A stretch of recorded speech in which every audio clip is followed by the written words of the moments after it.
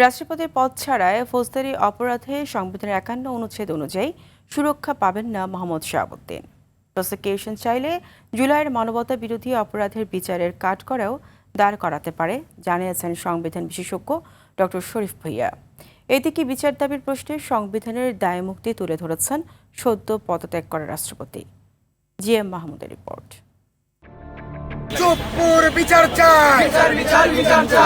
বিচার করবে।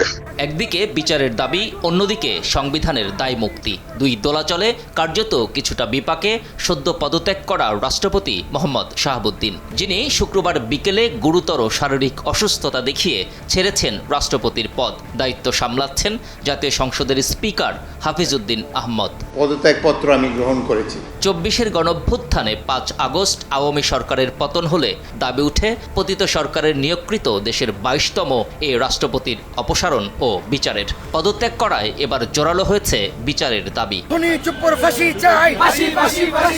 এ দাবিকে উড়িয়ে দিয়েছেন এক সময়ের দায়রা জজ মোহাম্মদ শাহাবুদ্দিন, তুলে ধরেছেন সংবিধানের দায় মুক্তি।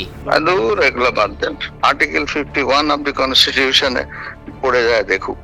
তবে আসলেই কি তিনি দায়মুক্ত?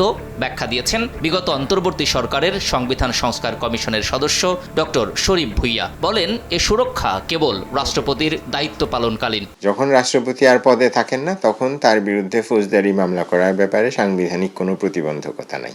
রাষ্ট্রপতি হুসেইন মোহাম্মদ এরশাদ পদে থাকাকালীন যে সমস্ত দুর্নীতি করেছিলেন, পদ ছাড়ার পরে সেগুলোর ব্যাপারে ওনার বিরুদ্ধে মামলা হয়েছিল, সাজাও হয়েছিল। আরও জানান, ট্রাইব্যুনালের প্রসিকিউশন চাইলে জুলাই আন্দোলনকালীন গণহত্যায় নির্লিপ্ত থেকে সম্মতির অপরাধে বিচারের কাঠগড়ায়ও তাকে দাঁড় করাতে পারে। গুরুতর মানবাধিকার যখন ১ মাসের উপর ধরে বাংলাদেশে হচ্ছিল, তখন অবশ্যই রাষ্ট্রের সর্বোচ্চ ব্যক্তি হিসাবে ওনার একটা দায়িত্ব ছিল, সেটা উনি পালন করতে ব্যর্থ হয়েছেন এবং এর ফলে হয়তো উনি এই অপরাধের সাথে একভাবে জড়িত হয়ে গেছেন।